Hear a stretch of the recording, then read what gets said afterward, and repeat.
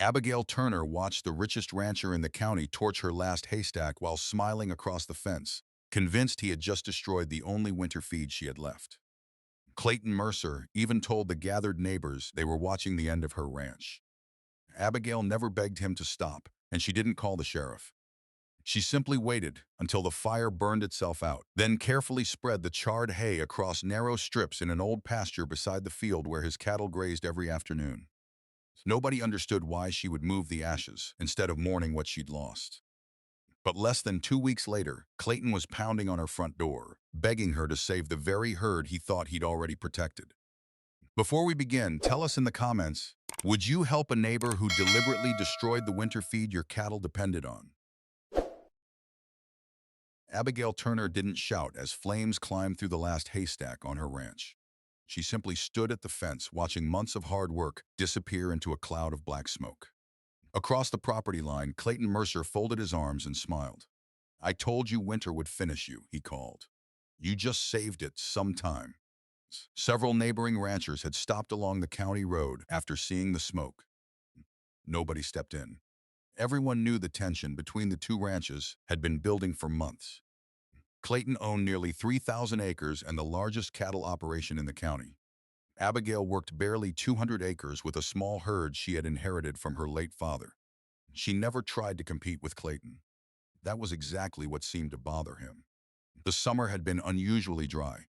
Hay prices had already climbed nearly 40%, and every rancher knew winter feed would become even harder to find. Abigail had spent weeks cutting, drying, and stacking every bale she could produce. The burned pile represented almost half her winter supply. Clayton looked at the smoking ruins. "Maybe now you'll finally sell." Abigail brushed a strand of hair behind her ear. "I'm not selling.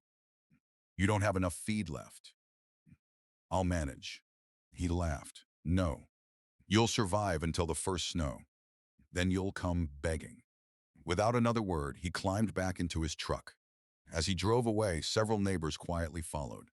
Most of them believed they had just watched the end of Abigail's ranch.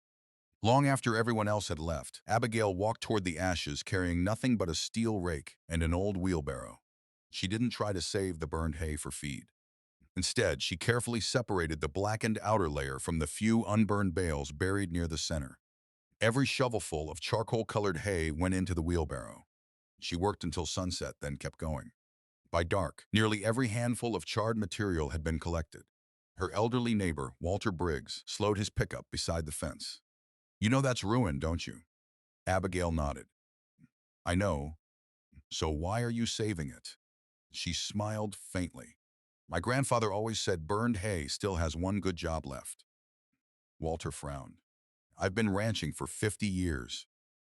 I've never heard that." "You weren't supposed to." She pushed the wheelbarrow toward an old pasture that hadn't been grazed in years. Walter watched her disappear into the fading light. He couldn't understand why anyone would spend hours moving worthless burned hay across a field. Early the next morning, Clayton glanced across the fence, expecting to see Abigail cleaning up the fire. Instead, she was spreading the blackened hay in long, even strips across that abandoned pasture. Not around the barn. Not near her cattle. Only there. The dark lines followed faint bands of short perennial forage that ran through the taller grass. Clayton laughed. "I thought she was stubborn before." One of his ranch hands kept staring. "Boss, does she know something we don't?" Clayton looked back at the strange black line stretching across the field. For the first time since setting the fire, he wasn't completely sure. By noon, everyone in the valley had heard the same story. Clayton Mercer had burned Abigail Turner's last haystack. Most people agreed on one thing. She wouldn't make it through winter. What nobody could explain was why she kept hauling wheelbarrow after wheelbarrow of burned hay into the oldest pasture on her ranch. It wasn't her best grazing field. In fact, she hadn't used it for cattle in nearly 3 years. The grass looked uneven, thin in some places, overgrown in others. To everyone watching from the road, it seemed like the worst possible place to move what little remained. The next morning, Walter Briggs returned. This time, he climbed over the fence instead of staying in his truck. He found Abigail spreading another thin layer of blackened material across the ground with a landscape rake. "You've been out here since daylight?" She nodded. "Almost finished." Walter looked around. I still don't understand. Abigail stopped raking. My grandfather never burned hay on purpose, but one winter lightning struck a stack. Walter folded his arms. So? He spread the charred hay over narrow sections of this pasture. And? He never completely explained why. Walter chuckled. That's not much of an answer. No, but after every serious drought, he marked the same strips before turning cattle onto this field. Across the fence, Clayton watched through binoculars from the porch of his ranch office. His foreman walked over. She's still out there. Clayton laughed. Good. The more time she wastes, the sooner she'll be forced to sell. The foreman kept watching. You really think she's given up? Clayton shrugged. People do strange things when they lose. Later that afternoon, Abigail drove to the local feed mill. The parking lot buzzed with worried ranchers. Winter hay contracts had become the only thing anyone wanted to discuss. One man shook his head. Prices went up again. Another answered, they'll be higher next week. Inside the office, the manager greeted Abigail with an apologetic smile. I suppose you're here for hay. She shook her head. No, I need mineral blocks. He blinked. That's all? That's all. As she loaded them into her truck, two ranchers exchanged puzzled looks. One whispered, she should be buying feed. The other quietly replied, maybe she can't afford it anymore. Abigail heard them. She never looked back. That evening, she opened the gate to the old pasture for the first time in years. Her small herd wandered forward at its usual pace. The lead cow lowered its head and tore off a mouthful of the tall, fresh grass. A second later, it stopped chewing. It lifted its head, then moved away. Several others sampled nearby patches. One after another, they drifted toward the narrow black strips where Abigail had spread the burned hay. There they began grazing the shorter perennial forage growing beneath it. Walter watched from his pickup, puzzled. I've never seen cattle do that. Abigail didn't answer immediately. She kept watching the herd. They're not choosing the burned hay, she said quietly. They're choosing the older forage underneath it. Walter looked back at the untouched green pasture. What could they possibly be sensing? Abigail shook her head. I don't know yet. Their behavior isn't proof, but it's enough to make me careful. She closed temporary fencing around the marked strips so the herd couldn't wander back into the taller grass. Neither of them noticed Clayton's pickup parked quietly on the ridge above. He watched every movement through his windshield. This time, he didn't laugh. Within a week, hay prices climbed even higher. Every rancher in the county knew the same thing. Whoever controlled winter feed would control the season. Clayton Mercer intended to control all of it. The monthly hay auction filled the county livestock barn before sunrise. Flatbed trailers lined both sides of the road. Farmers studied every bale as if they were inspecting gold. The auctioneer climbed onto the platform. We'll begin with Lot 1. Bidding started immediately. 180. 200. 220. Prices rose faster than anyone expected. Several smaller ranchers dropped out before the third lot. They simply couldn't compete. Clayton never hesitated. 300. Silence. Sold. The auctioneer's hammer came down again and again. By lunchtime, Clayton had purchased nearly every premium hay lot available. Someone whispered, he's cornering the market. Another nodded. He knows winter's coming. Abigail arrived just before the final lots entered the ring.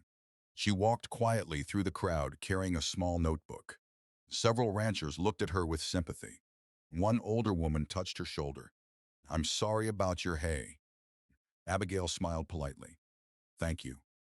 The auctioneer spotted her. Miss Turner, you still looking for winter feed? Aren't we all? A few people laughed softly. Clayton turned in his chair. You'd better bid while you still can. She glanced toward the remaining bales. I don't think I will. He smiled confidently. Can't afford them. I don't need them yet. The room fell silent. Clayton chuckled. You've got what, 40 head? 42. And almost half your hay burned. That's true. So how exactly do you expect to feed them? Abigail closed her notebook. I have a plan. Clayton laughed loudly enough for everyone to hear. So does every bankrupt rancher. Several people looked away, uncomfortable. Abigail simply thanked the auctioneer and walked back toward her truck. She didn't place a single bid. On the drive home, Walter Briggs called over the CB radio. "You really didn't buy anything?" "No." "You know winter won't wait." "I know." Walter hesitated. "Then what aren't you telling us?" Abigail looked across the hills where her cattle grazed peacefully. "I'm waiting for something." "What?" "Test results." That evening, Clayton drove past Abigail's ranch on his way home. Her cattle stood quietly in the old pasture, heads down, eating steadily. Not the tall green grass surrounding them, only the narrow strips she had marked with blackened hay and temporary fencing. Clayton slowed his truck. His foreman frowned. "They've ignored the rest of the pasture all week." "Cows aren't that picky." Clayton watched a young heifer step around the taller grass to reach another patch of short forage inside the blackened line. Neither man noticed the state livestock veterinarian pulling onto the county road behind them. She stepped out of her truck, picked up a handful of grass from Abigail's untouched pasture, and her expression changed immediately. Dr. Renee Collins had spent nearly 20 years treating livestock across 3 counties. She had investigated disease outbreaks, contaminated feed, and poisoned water supplies. But one thing always caught her attention faster than laboratory results. Healthy cattle repeatedly avoiding apparently good grass deserved investigation.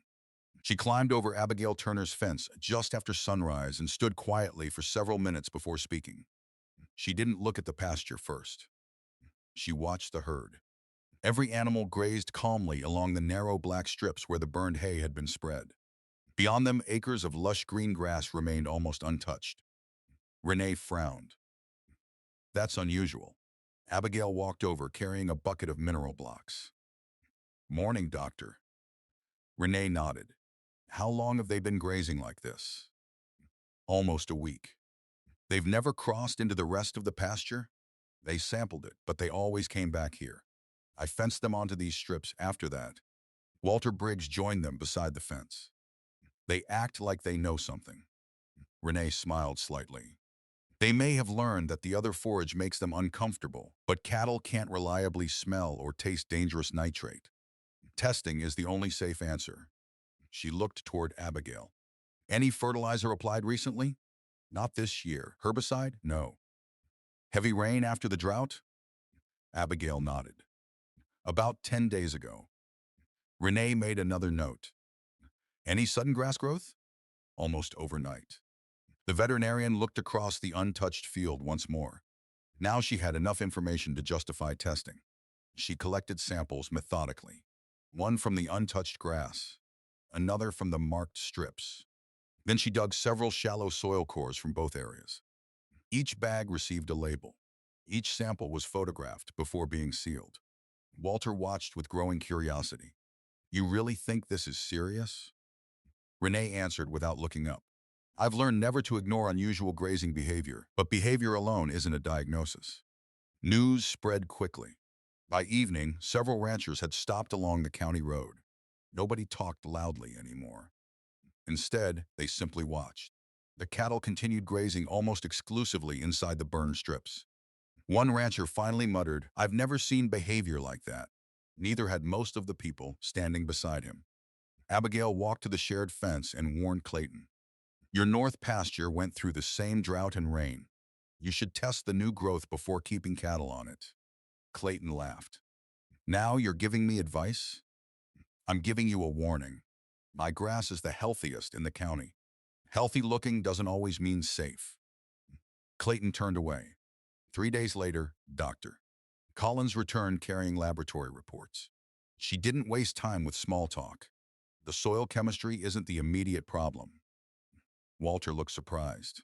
"So it isn't the dirt?" "No, it's the forage growing on top of it." She explained that drought-stressed grasses can accumulate unusually high nitrate when rain triggers rapid growth after a long dry period. Most ranchers never notice because the grass looks healthy. "And these burned strips?" Walter asked. Renee opened the second report. The charred hay didn't create safe grass. It simply marked older reseeding bands containing a different perennial forage mix. Those plants tested far lower in nitrate than the tall regrowth around them. Before anyone could ask another question, a ranch truck came racing down the gravel road. The driver barely stopped before jumping out. He looked directly at Dr. Collins. Doctor, Mr. Mercer's cattle are collapsing. The ranch hand could barely catch his breath. 6 head are down, he gasped. They were grazing in the north pasture, Doctor. Renee Collins didn't waste another second. Take me there. Clayton Mercer had already climbed into his truck before the sentence was finished. For the first time in years, he drove without confidence. Only urgency. The north pasture covered nearly 200 acres. It had always produced thick green grass after a dry summer. From a distance, nothing looked unusual. Then Renee stepped through the gate. 6 mature cows lay scattered across the field. Some struggled to stand. Others breathed heavily with their necks stretched forward. Several more cattle wandered aimlessly, refusing to graze. Clayton hurried toward the nearest cow. What happened? Renee knelt beside the animal. She checked its gums, heartbeat, and breathing. Then she slowly stood. When did they start acting like this? Less than an hour ago. What changed today? Nothing. She looked across the pasture. No. Something changed after the drought broke and this grass began growing again. Workers immediately began moving the unaffected cattle toward a holding pen.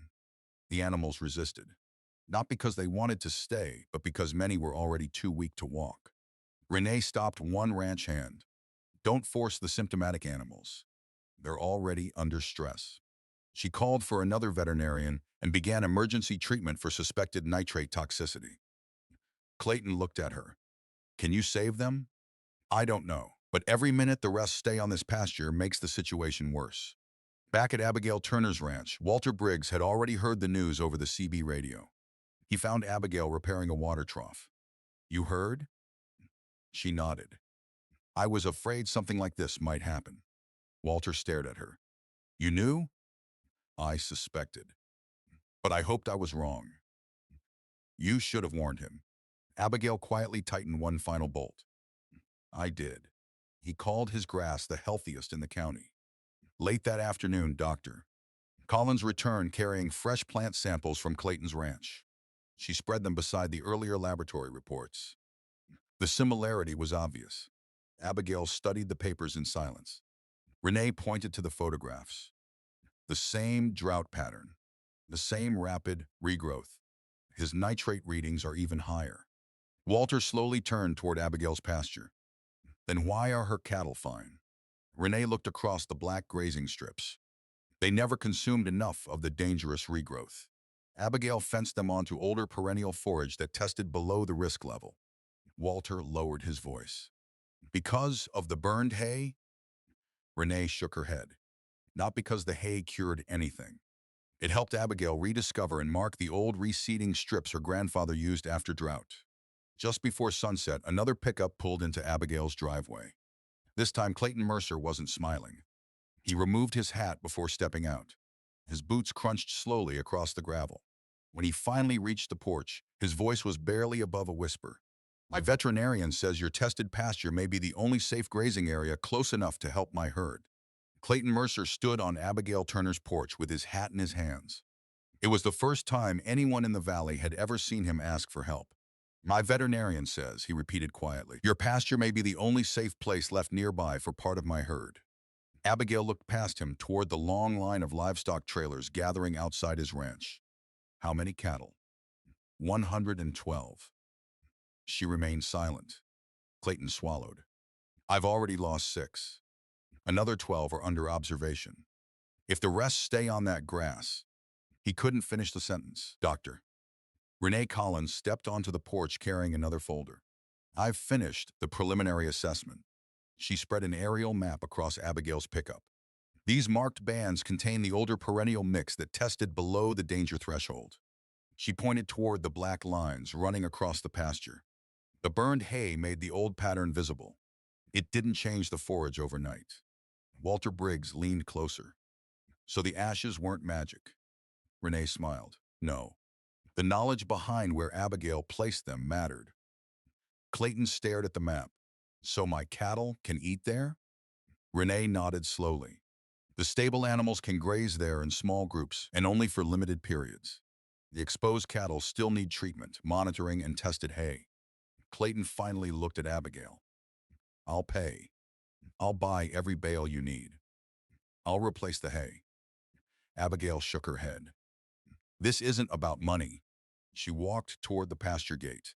Her 42 cattle lifted their heads briefly before returning to graze. Quiet, healthy, calm. She rested one hand on the old wooden gate. My father always said a hungry animal shouldn't pay for a foolish owner. Clayton lowered his eyes. I know what I did. I burned your hay.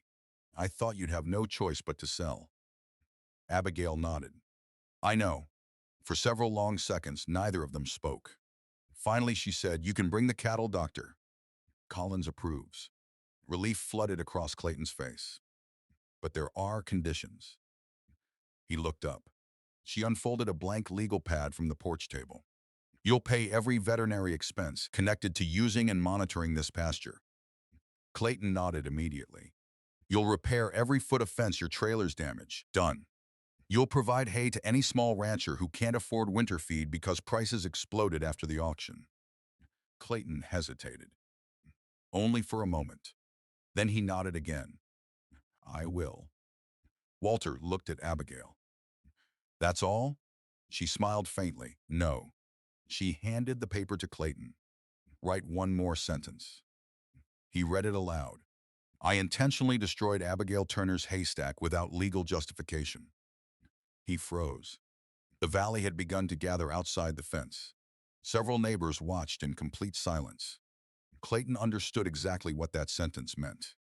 If he signed it, there would be no taking it back. The valley fell completely silent. Clayton Mercer stared at the blank line beneath the statement. The sentence weighed more than any business contract he had ever signed. Around them, ranchers who had watched him dominate the county for years stood quietly behind the fence. Nobody spoke. Nobody pressured him. Walter Briggs simply folded his arms and waited. Clayton finally picked up the pen. I don't deserve your help, he admitted. Abigail met his eyes. No. But your cattle do. He nodded once, then signed. His signature looked uneven, not because his hands shook, but because his pride finally had. Abigail folded the statement and placed it inside a waterproof envelope. She didn't smile. She simply opened the pasture gate. Bring them in, but only in small groups. The first trailers arrived before sunset. Dr. Renee Collins directed every movement. Unloaned 20 at a time. Keep fresh water ready. No running. The stable cattle stepped cautiously into the unfamiliar pasture. Temporary fencing guided them onto the tested perennial strips instead of allowing them to wander across the entire field. Almost immediately, several began grazing. Renee quietly watched. Clayton frowned. So they really can tell? Not reliably, Renee replied. Some may associate the other grass with feeling sick, but they don't understand chemistry. The testing and the fencing are protecting them now. Over the next 48 hours, the rotation continued. Each group spent only a limited time in the pasture before being moved to clean holding pens with tested hay. Blood samples were taken. Respiration improved. No additional cattle collapsed. Walter let out a long breath. I honestly thought we'd lose dozens. So did I, Renee admitted. But removing them quickly and treating the affected animals probably saved most of the herd. Clayton stood near the fence without saying a word. For the first time, he watched Abigail's ranch not with envy, but with gratitude. 2 days later, after Dr. Collins submitted her incident report to the state veterinary office, the county agricultural extension service requested a field inspection. Agricultural specialist Eric Holloway arrived with soil maps, pasture records, and satellite images. He walked both ranches carefully before stopping at the burned strips. This wasn't luck, he said. He unfolded an aerial image taken 6 weeks before the fire. These bands already existed. They follow old reseeding lines where the perennial forage survived among the drought-stressed regrowth. He traced the grazing routes with his finger. The blackened hay made them visible enough to fence and test. Clayton slowly removed his hat. He realized the haystack he had burned hadn't magically saved his cattle. Abigail's knowledge had turned what remained into a practical marker, giving his herd somewhere safer to graze while the dangerous fields were closed. At that exact moment, another county vehicle pulled into Abigail's driveway. Its door opened.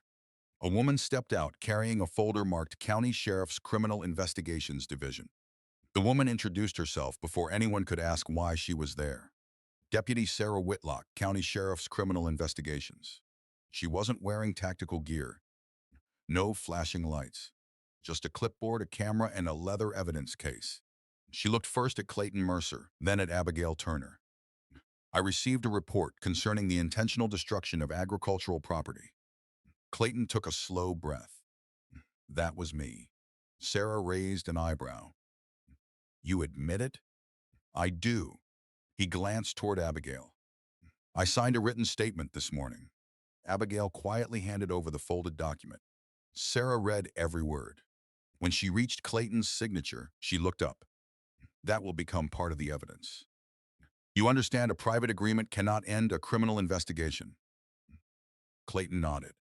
I understand. She spent the next hour photographing the burned ground where the haystack had once stood. The scorch marks were still visible. Several half-melted strands of baling wire remained buried beneath the ash. Walter Briggs quietly pointed toward the tire tracks leading away from the scene. I watched the smoke from my porch. Sarah nodded. Were you here when it happened? I saw the fire. I saw who lit it. She wrote a few notes, then looked toward Clayton. You understand this isn't just trespassing, yes. It's intentional destruction of agricultural property. Clayton didn't argue. I understand. While Sarah documented the evidence, Dr. Renee Collins continued examining the recovering cattle. Another encouraging report came back. None of the animals moved onto Abigail's pasture had developed new symptoms. The rotation plan was working. Clayton stood quietly beside the fence. I almost lost them all. Renee closed her notebook. You almost ignored them all. He looked confused. She pointed toward the cattle.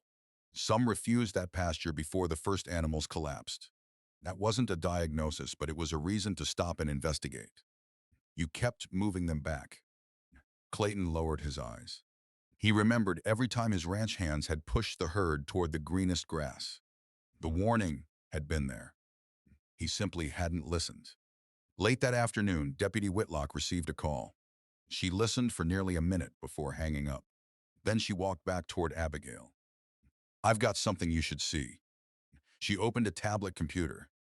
The screen showed security footage from a grain elevator nearly half a mile away. The camera overlooked the county road.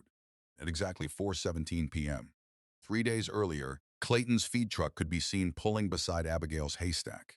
Moments later, a man climbed out carrying a diesel fuel can. Walter stared at the screen. I didn't know anyone had a camera facing this direction. Sarah nodded. Neither did he. Clayton closed his eyes. There was nothing left to deny. No excuses. No misunderstanding. Just the truth. As Sarah locked the tablet back into her evidence case, she quietly said, Mr. Mercer, the district attorney has already agreed to review the case first thing Monday morning. 3 days later, after the sheriff's office completed its initial investigation, both attorneys agreed to postpone filing a civil lawsuit while the ranchers attended mediation. The criminal investigation remained separate, and nothing decided in the mediation could prevent the district attorney from pursuing charges. No television cameras were allowed inside. No reporters. Just the two ranchers, their attorneys, and the mediator. The goal was simple: determine whether the civil dispute could be resolved before trial. Clayton Mercer arrived without the usual group of advisors who had followed him for years. For the first time anyone could remember, he walked into the conference room carrying only a single folder. Across the table, Abigail Turner quietly greeted him. Neither of them spoke again until the mediator opened the meeting. We're here to determine whether the civil claims can be resolved voluntarily. He looked toward Clayton. Mr. Mercer? Clayton didn't hesitate. I'm responsible. I burned Abigail's haystack. I believe destroying her winter feed would force her to sell. He paused before continuing. I was wrong. The room became completely silent. Very few civil cases begin with a complete admission of responsibility. Abigail's attorney, Michael Reeves, slid several documents across the table. Our claim is limited to measurable losses. He listed them one by one. Replacement value of the destroyed hay. Cleanup and pasture management costs. Temporary fencing and transportation expenses. Additional labor directly caused by the incident. Repair of any property damaged during the emergency use of Abigail's land. Nothing more. Clayton reviewed every page carefully. He reached the final signature line. Without asking for a reduction and without negotiating, he signed. Michael looked genuinely surprised. So the civil damages are settled? Clayton nodded. I've already cost enough people enough. Just as everyone began organizing the paperwork, Abigail spoke. I have one additional condition. The mediator looked up. It isn't financial. She turned toward Clayton. The ranchers who couldn't buy hay because prices exploded after the auction receive winter feed first. The room fell silent again. Clayton lowered his head. For a long moment, nobody knew what he would say. Finally, he answered quietly. They will. I'll deliver every bale myself if I have to. At that exact moment, Michael's phone vibrated. He glanced at the screen, then slowly looked toward Dr.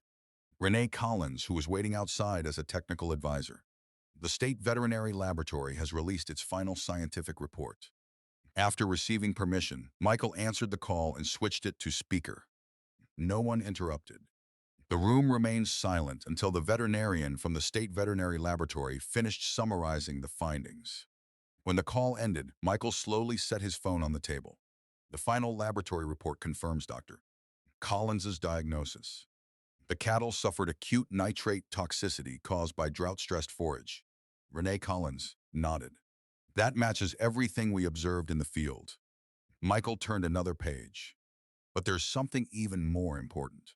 He handed copies of the report around the table. A detailed botanical survey compared samples from both ranches. The tall regrowth on Abigail's untouched pasture contained the same high-risk forage found on Clayton's ranch. However, the narrow marked strips were different. They contained an older perennial mixture with nitrate levels below the danger threshold, Dr. Collins pointed to the photographs. The burned hay didn't protect the cattle, and it didn't make a new type of grass appear in a few days. She spoke carefully. It helped Abigail identify the old reseeding bands her grandfather had used. Once she marked and tested them, those strips became a controlled grazing area. Walter Briggs quietly shook his head. So the cattle didn't save themselves. Not alone, Renee replied. Their behavior alerted Abigail, but testing and careful management kept them safe. The mediator leaned back in his chair. So if the haystack had never burned, Renee answered honestly, the safer strips would still have existed, but Abigail might not have remembered her grandfather's old marking practice at the exact moment the valley needed it. She glanced at Clayton. The fire didn't solve the problem. Abigail's response to it did. The explanation was simple, scientific, and impossible to argue with. Outside the courthouse, reporters waited for an emotional confrontation. Instead, they watched Clayton Mercer walk directly toward Abigail. I thought destroying your hay would destroy your ranch. His voice was calm. I never imagined you would turn what remained into part of what saved my herd. Abigail looked at him for a moment. The hay didn't save them. You finally listened when it mattered. Clayton nodded. I should have listened sooner. That afternoon, flatbed trucks loaded with premium hay left Clayton's ranch. Not for his own operation. For the smaller ranches that had been forced out of the auction weeks earlier. Every delivery carried the same handwritten note. Winter feed promised. Winter feed delivered. No cameras followed the trucks. No newspaper interviews were arranged. Clayton didn't ask anyone to notice. The criminal case continued separately. Several weeks later, Clayton accepted a court-approved resolution requiring full restitution, probation, and community service under the laws that applied to the destruction of Abigail's property. The civil settlement had never protected him from those consequences. As the final truck disappeared down the county road, Deputy Sarah Whitlock walked toward Abigail carrying another envelope. The Agricultural Extension Office uncovered something remarkable. Inside the envelope was a faded black and white photograph. Several ranchers stood beside long black strips spread across an old pasture. Written neatly across the back were 7 words, never waste what winter may still need. Abigail Turner studied the faded photograph in silence. 7 ranchers stood beside a pasture divided by long dark strips. Behind them sat several burned hay wagons. On the back, someone had written only 7 words, never waste what winter may still need. There were no signatures. No explanation. Only the date, October 1954. A week later, Abigail visited the County Historical Society. The archivist carefully examined the photograph before disappearing into a storage room. When he returned, he carried an old ranch journal wrapped in protective cloth. It belonged to Samuel Harlan, he explained, one of the earliest cattle producers in this valley. Abigail slowly opened the journal. One entry immediately caught her attention. Lightning struck the South Haystack today. Several pages later, another note appeared. Spread the burned hay across the established strips in the lower pasture. Then came the final observation. The state agricultural veterinarian believes the older forage presents less risk than the new growth. Keep the cattle within the marked bands until the remaining pasture is tested. Abigail closed the journal. Her grandfather hadn't invented the practice. He had inherited it from ranchers who had learned through experience and quietly passed the knowledge from one generation to the next. The burned material had never been a cure. It had been a simple way to keep important grazing boundaries visible. Winter arrived earlier than expected. A hard frost settled across the valley. Yet unlike previous years, panic never followed. The smaller ranches had enough hay. Clayton Mercer had honored every agreement from the mediation. Every promised delivery had been completed before snow covered the roads. No one had to sell cattle, simply because they couldn't afford winter feed. One afternoon, Clayton stopped by Abigail's ranch with several replacement hay bales. He unloaded them himself. I know this doesn't erase what I did. It doesn't, Abigail answered honestly. But accepting the consequences and keeping your words still matter. Clayton nodded. I spent years believing the strongest ranch was the one that owned the most land. He looked across the pasture where her cattle and the last of his recovering herd grazed peacefully. I finally understand that I was measuring the wrong thing. Abigail smiled. The strongest ranch is the one your neighbors can still trust. Clayton quietly accepted the lesson. As he prepared to leave, Walter Briggs walked toward them, carrying another weathered item he had discovered while repairing an old fence. It was a faded wooden marker. Most of the lettering had disappeared. Only one sentence remained readable. Walter brushed away the last layer of dirt. Abigail leaned closer. The words were simple, but they stayed with her long after everyone else had gone home. The land remembers what people choose to forget. Snow settled quietly across the valley a few weeks before Christmas. The hills that had looked dry and hopeless just months earlier now rested beneath a blanket of white. Smoke rose gently from farmhouse chimneys. Cattle gathered around fresh hay racks. For the first time that winter, no one worried about running out of feed. Not because the season had been easy, but because the valley had prepared together.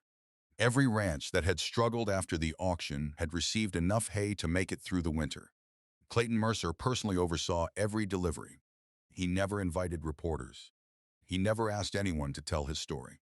When ranchers thanked him, he simply replied, I should have done it before any of this happened. The word spread through the valley far faster than any newspaper article. People noticed something else.